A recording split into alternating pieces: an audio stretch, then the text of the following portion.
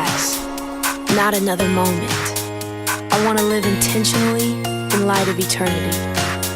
I want to love like you loved. I want to love with my life. So today at both campuses, we continue in a teaching series called Love Like Jesus. But before we get started, I just wanted to celebrate some wins that took place at both of our campuses. Last week was the largest attended Easter service in the history of one church. 700 people came to this campus. Another 200 went to the Medina campus. 6 made first-time commitments in Medina. At least 6 made first-time commitments here. Worship was inspiring. We remembered together the greatest event that ever took place in the history of mankind, and that was the day that Jesus resurrected from the grave. See, because he resurrected from the grave, he can resurrect marriages. He can heal. He can restore someone that's been caught in addiction. He can take us in our lives and reach people in a part of the country that the rest of the country would say is hard soil spiritually in the Western New York. Can I tell you what? I think people are open to Jesus in Western New York, huh? I think there's an opportunity we have to share him, and I just want to celebrate this morning what he is doing in our midst. It's an incredible God. We're getting to see what God has done, what he's doing, and Lord knows what he will do in the future. So our goal in this series is to take some characteristics or qualities that Jesus had that he wanted those who choose to follow him to mimic. And so next week we'll talk about connecting like Jesus. Last week we talked about forgiving like Jesus. And there were 2 main takeaways from that message. One is this, right? Understand this. Forgiveness is a choice. It's a choice. If we're waiting for an emotion to forgive somebody, guess what? We can wait our whole life. Forgiveness is a choice. And the second thing is this, a little harder news, that the forgiven forgive. The forgiven forgive. What Jesus was saying was, if I have forgiven you, then what I intend for you to do is to forgive other people. And so today we're going to talk about serving like Jesus. Once we begin to follow him in our life, right, we understand that Jesus has a plan for us. You know, from the start date, which is when we begin to follow him, to the end date when we're with him in heaven, he has this plan for us that we would be more like him, that we begin to think like he thinks and say what he says and begin to do what he does. And serving others is something that Jesus did on a regular basis when he walked this earth. And so serving is, I would say this, right? Serving like Jesus served is counterculture. Because we live in a culture, don't we? We live in a culture that has this value that goes something like this. It's your life. Spend it any way you want. You got to look out for number 1, right? And think of yourself first. And don't worry about who you have to step over to get to the top. But I think this, that life with meaning and fulfillment doesn't come from me doing my own thing. It doesn't come from me meeting my own needs or pursuing my own desires. It comes from us making a difference in the life of other people. So I was thinking back to a time in my life when I was attempting to serve someone else. I shared with you that my wife moved in next door to me when I was 12 years old. She was 11. We are truly childhood sweethearts. And so when I was about 17, we were sitting in her living room and her dad said, I've got to change the transmission fluid on my car. And I said, I am the man for the job. He said, have you ever done it before? I said, nope. But my dad's a mechanic. And I think that being a mechanic runs in my blood. I've got it. And so I ran home. I grabbed some tools out of my dad's toolbox, got the car ramps. I looked at my dad. I said, can you give me the quick, how do I change the transmission fluid? He ran me through a quick lesson. And so, you know, I wasn't doing it so much to impress her dad, but I sure wanted to impress her, you know. And so I came back from my house, came around the corner from our neighbor's house. I had tools sticking out of my pockets, carrying 2 car ramps under my arms. I mean, I was a young, handsome, best-looking mechanic that you ever saw. Okay, maybe I overshot that just a little bit. But anyway, so, you know, I got the car up on the car ramps. I put a pan I had brought to catch the transmission fluid under the car, climbed under the car with my tools, and I began to loosen the nuts on the transmission fluid pan.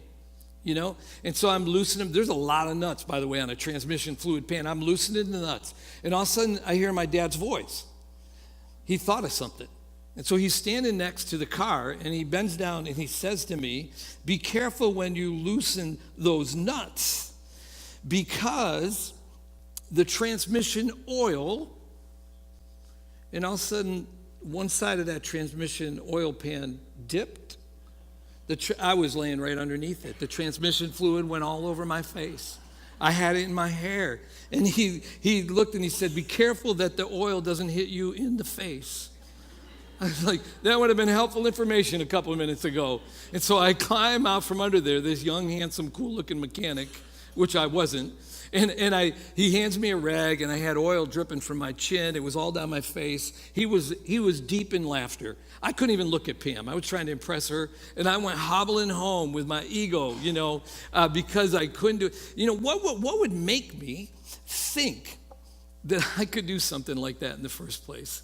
Can I tell you what I think? I think maybe it's because somewhere deep inside all of us, right, that we want to believe that we were created to make a difference no matter what the thing was. And so there's this guy named Paul who wrote a lot of the New Testament, and he was talking to a church that he started at Ephesus, and he said this to them. Follow along as I read. For we are his workmanship.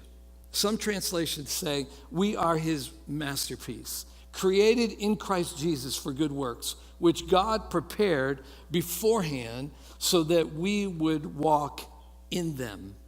What's that saying? It's saying that God created us uniquely. We're not an accident.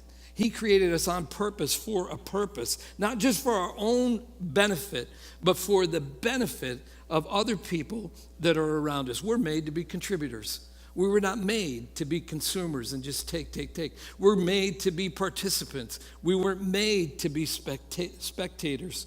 So how do I live out, right? How do I live out those good works in my life? Now, what I want to do is I want to be clear about what I mean by serving, because serving in our culture can mean a lot of different things. Like you can serve French fries at Burger King, huh? A policeman can serve you a ticket. We can serve tennis balls. But in this context, this is what I mean by serving, and you can go ahead and write this in. This is the first fill-in. The act of putting the needs of others before my needs.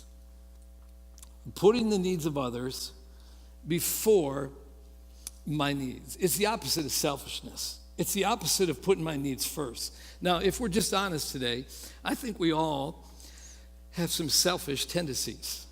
As a matter of fact, why don't we just be confessional? Look at your neighbor and say, I sometimes have selfish moments. Just say that to him real quick. Okay, all right, you got that one down. Now look at them and say, you sometimes have selfish moments. Just say that to them, would you? Yeah, something, that's therapeutic. Something within us, right? Something within us loves to talk about us. I mean, that's why we check our Instagram pictures so much and update them. That's why we want to make sure our status update is current. That's why we really pay attention to how many followers we have after we post something on Facebook and how many people actually liked it. So just so I clarify, right, there's nothing wrong. There's nothing wrong with wanting to accomplish some great things in life. There's nothing wrong with wanting to leave our mark on the world. There's nothing wrong with wanting to leave a life of significance. Nothing wrong with that at all. But that's all a good thing. But it's so easy to have this thing go in a wrong direction. So one day Jesus is talking to some of his disciples about this very topic, and he presents a different perspective to them. So let me give you the background. Jesus is hanging out with the 12. It's just a little time away with the boys, huh? And so two of the boys that were close to him, named Jim and John, come up to him and they say, we want you to do a favor for us. And Jesus was like, well, go ahead and ask. And so John says to Jesus, we were thinking this, that when you get back to heaven and you're sitting on your throne, could you do us a favor? Like, would you put a chair on your left? Would you put a chair on your right? And if it's not too much, could you put John's name on one and my name on the other? And the rest of the disciples got upset with them. They were upset, I think, they're thinking, what makes you two think that you're so special? Or they were upset because they beat them to the punch, huh? And so when Jesus wasn't upset, by the way. He wasn't upset with their desire to great. They were just confused about how to go about it. And so he says to James and John, he says, guys, listen to me. He said, the rulers of this world, the authorities in this world, flaunt their authority over other people. They think, right? Most leaders think that significance comes from how much wealth and power and how much fame they can accumulate. And they think that the object is to get other people to serve them. And then Jesus says this, right? He says this, and he put it straight. He said, but among you, it will be different. Whoever wants to be a leader among you must be your servant. And whoever wants to be first among you must be a servant of everyone else. He takes this whole thing and flips it around. He says, for even the Son of Man came not to be served, but to serve others and to give his life as a ransom for many. Jesus says, you want to be great. You want to be remembered. You want to have significance. That's awesome. He said this, but here's how you get it. Here's how you get it. You have to serve. You have to put the needs of others above your deal, because yourself. And this is what the deal is, right? Nobody gets to the end of their life and says this. Nobody gets to the end of their life and said, I wish I had some more followers on Twitter. Nobody gets to the end of their life and says, I wish I was the boss of more people. Nobody gets to the end of their life and says, I wish I was just a little bit more popular in my life. No. When we get to the end of life and this thing is coming to a close, can I tell you what we ask? We ask questions like, how did I impact my family? And how did I impact my friends? Did I add value to anybody else? Was it all about me? Or was there really a part of me that was other focused? I love what Muhammad Gandhi said, right? For even the next slide, right? Is this up there? No? Oh, there it is. Okay, good. The best way to find yourself is to lose yourself in the service of others. See, when we get to that point, we realize that one of the ways to find ourselves is by serving other people. It's a good place to be at. So serve like Jesus, right? Serving like Jesus means this, and you can write in that first fill-in under this. Serving like Jesus honors God. Jesus was talking with the disciples at a different time about serving, and he told them that when they serve others, when they serve other people, they're actually serving God. Follow along this next verse. It says this, right? Ask the king, and the king will say, I tell you the truth, when you did it to one of the least of these, my brothers and sisters. In other words, when you served them, you were doing it to me. You were doing it to me. In other words, we serve other people out of our love for God, and it's like we are doing it for him. So when we take out someone else's trash, it's like we're serving God. When we change a diaper of someone else's baby, it's like we're doing it for God. When we encourage a co-worker, it's like we're doing it for God. When we are generous with our finances, we're not doing it for ourselves. It's like we're doing it unto God. And when we do it out of love for God and others, even the most menial task becomes meaningful. And here's what I know. Here's what I know. That we are never more like Jesus than when we're serving. Let that one be absorbed. We're never more like Jesus than when we are serving. Now, I meet people, right? I meet people all the time who pursue head knowledge. I know people who want more Bible information. I don't think it's about the information. I think it's about the application. Knowledge is good, but applied knowledge is better. What good does it do us if we memorize a verse about serving, but we never apply it to our lives? The knowledge becomes useless. So serving like Jesus honors God. Serving like Jesus brings us joy, right? It brings us joy. This is kind of weird, isn't it? That we would think that by serving someone else, that it would actually bring joy to us. Ironically, it feels good. We feel better about ourselves when we help other people. And we experience joy. So I was at Panera Bread on Transit Road a couple weeks ago. And when I was getting ready to enter Panera, I happened to look back, and there were these two elderly women that were coming up the sidewalk. And so I held the door so they could go in ahead of me.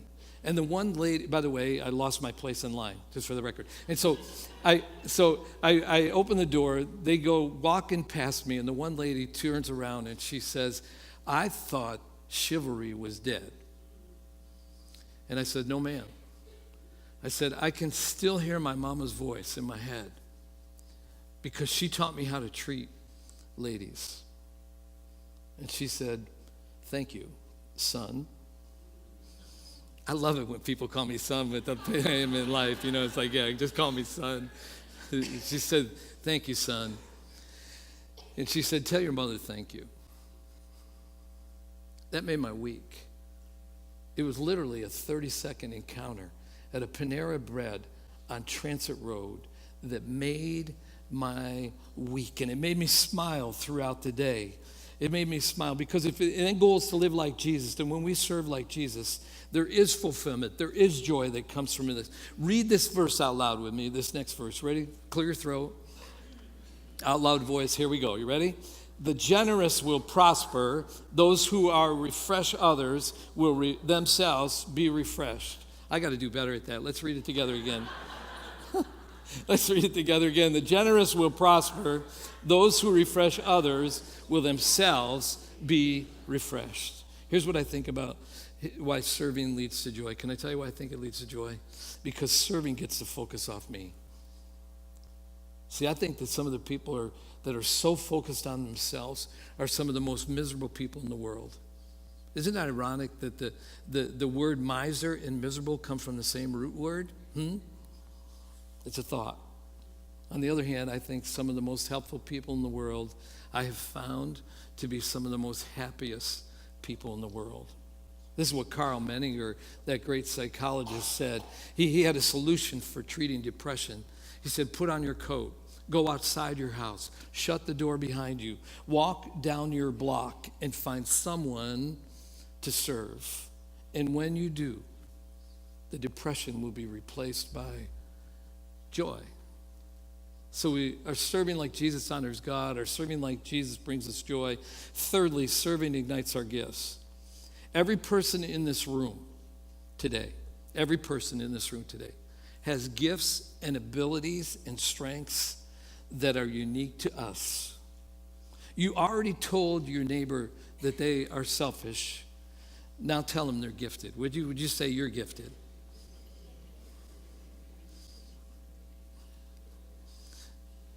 That was kind of quiet. You were really loud on the first one about you're selfish, but we got to work on that. See, some of us today are really great with people, and some of us are great with tasks. Some of us are great with kids, and some of us make kids cry. Some of us are gifted with numbers, and some of us know how to organize really well. We have different gifts and different weaknesses. God gives us serving gifts to impact other people.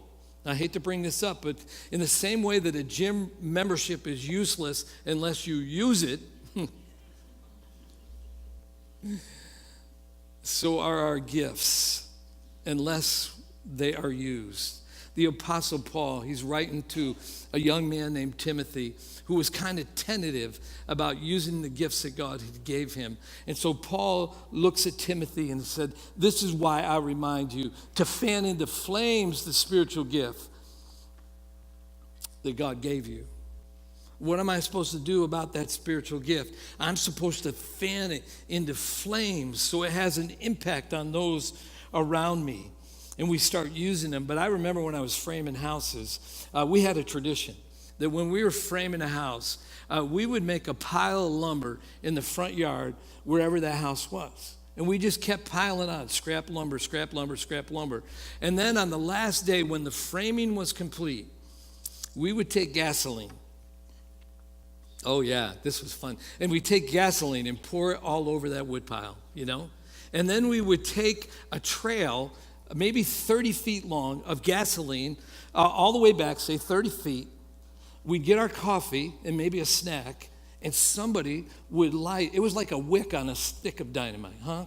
And so somebody who would light that wick, that flame would race towards that pile, and all at once, that whole pile of lumber would be engulfed in flames. We fanned it into flames. I knew what my soccer coach was meaning when we were dogging it on the field or in a game, and he would look at us and say, what do I have to do to ignite the fire within you?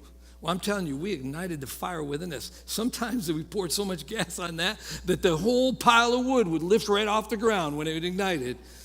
I think we had the gift of pyromania. It was awesome. The town of Grand Island told us that we couldn't do it anymore. You know, it's like killjoys. But maybe, just maybe, we know people who live their whole life and they never fan into flame the gift that God had given them. They never ignite it in their lives, or they only use it to better themselves. On one occasion, Paul wrote a letter to the church at Corinth, and he reminded them and us of the purpose of our gifts. He said this: a spiritual gift is given to each of us. So what? Read it with me. So we can, that's the purpose of the gift. So we can help each other. Now, this is one of the values of our church, right? That we believe that every member is a minister. Every member is a minister. And by that I mean every member has gifts and abilities. All I'm doing this morning is using the gifts or ability that God has given to me. It's our job to help people discover what those gifts are and then provide opportunities to use them. And I believe this morning that everybody's attended something. We just have to help people figure out what that something is. And we will never reach our potential as a church until every one of us in this room are using our gifts to serve other people. And we're different, aren't we? I mean, you're not like me. Aren't you glad for that? And I'm not like you. And I'm glad for that, you know? It's like we're different, and God needs us both. You might be thinking, how do I figure out what God has called me to do? What gift has He given me to serve other people? I got an answer. Come to Discover You in 2 weeks. Come to Discover You. And in that Discover You, we'll help you figure out what your personality is, what your gift mix is, and what you're passionate about. We have different personalities, don't we? I mean, some people, their direction in life is a fun way. I'm in that category. That's why, this has got to be fun for me. There are other people, they're my way. They're the bosses of life. And then we have people that are the right way. They're the perfectionists of life. And then we have people that are the easy way. We got fun way, my way, right way, easy way. If you ask somebody that's a my way, if they want coffee or tea, they say, I'll have coffee and you should have tea. If you ask somebody that's the right way, they'll say, I'll take tea and I'll take 1 1/3 teaspoons of milk and 7/8 teaspoons of sugar, huh? I mean, easy ways are kind of cool. They just say whatever you got the most of, huh? You know, we're different gifts, you know, and when you come to Discover You, you discover what your gifts are, your top 3 spiritual gifts. It could be mercy. It could be craftsmanship. It could be leadership. It could be teaching. My top gift is encouragement. It's encouragement. I remember when I figured this out, I said, okay, God, I got this. I'm just a dealer in hope. I just figured this out, that when people come to church, they already feel guilt and shame, amen? And my job is to lift that off them with Jesus' help so that we are encouraged today in this place. And passion, you know, what stirs your heart for God? It's a dream that every person in the church will discover how God made them, how He gifted them, and that they would begin to use it. One church would not exist today unless a team of people did this. They put their own needs to the side and they serve other people. This is a place where we want everybody to serve. Even right now when we're talking, right now on Sunday to pull off church, there's some who passed out programs and smiled at you today when you came in.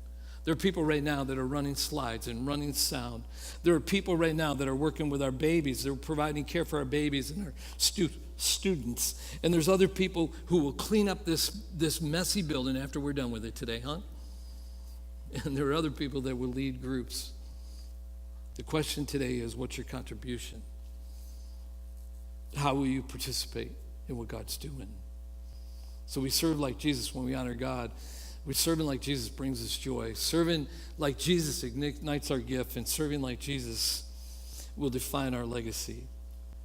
If we respond to his call to serve, we will leave our mark on this world, and we will leave our mark in heaven.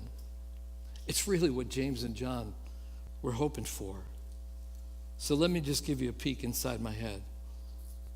I don't know if this is part of the aging process or not, but I'm at a point in my life where I don't care so much what I can accomplish on my own.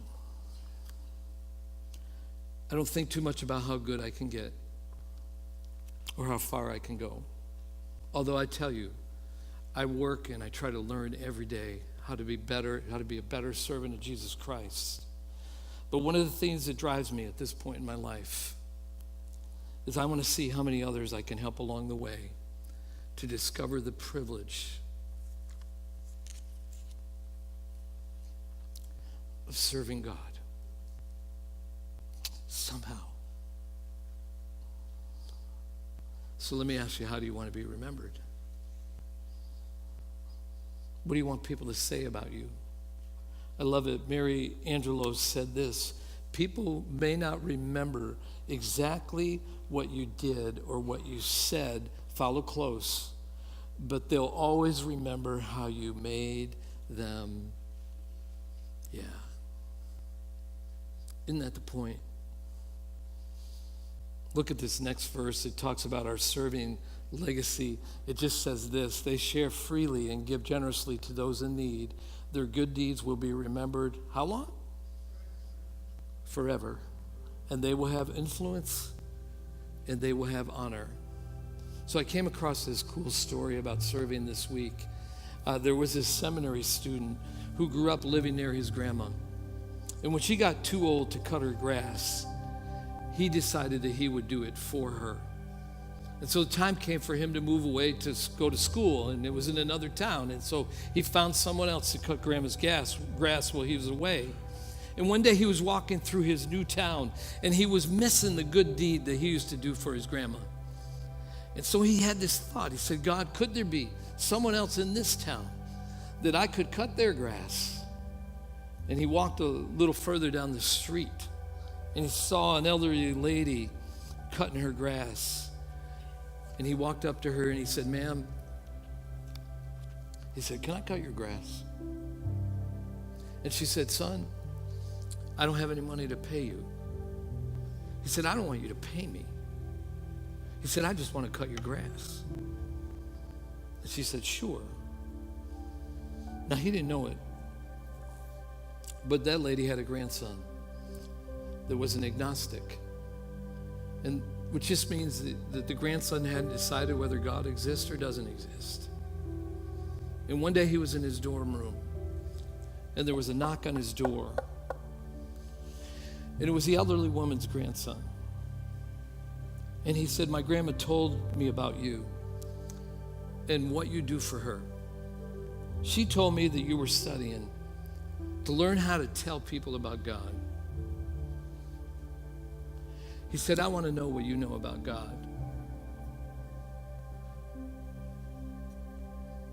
Would you tell me? And in a dorm room, because of an act of service to a lady he didn't even know, a seminary student gets the privilege of helping an agnostic cross the line of faith. Out of what? Out of serving like Jesus. That's what I believe that God would have every one of us to latch onto. It's the Mother Teresa syndrome. Mother Teresa went to the poorest of poor in Calcutta, India. Nobody had less influence than the people that she served. Literally, people would walk over people that she took into her house where they were dying. And yet, as she served the least people of influence in her culture, she had an enormous influence around the world. She was the one that could walk into Congress, and congressmen and men and women would shut their mouth and listen to the words that came off her lips. She was the one that could walk into the United Nations and people would stand from around the world and give her a standing ovation. A woman of humility. Now, we can't do what Mother Teresa did. But listen to what she said. She said, if you can't feed 100, then serve one. Then just serve one. If we serve like Jesus, we honor God. It brings us joy. It ignites our gifts. It leads towards a legacy. Let me close with these words. It's our memory verse for today. That the greatest among you must be but those who exalt themselves will be, you better believe it. And those who humble themselves will be exalted today, huh? So I had this prayer this morning when I was walking around this room with nobody in it.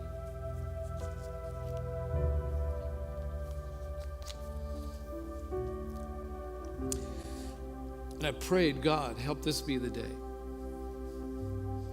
when someone who didn't even know they were supposed to serve you connects with that truth and begins to find a way to pour themselves into other people.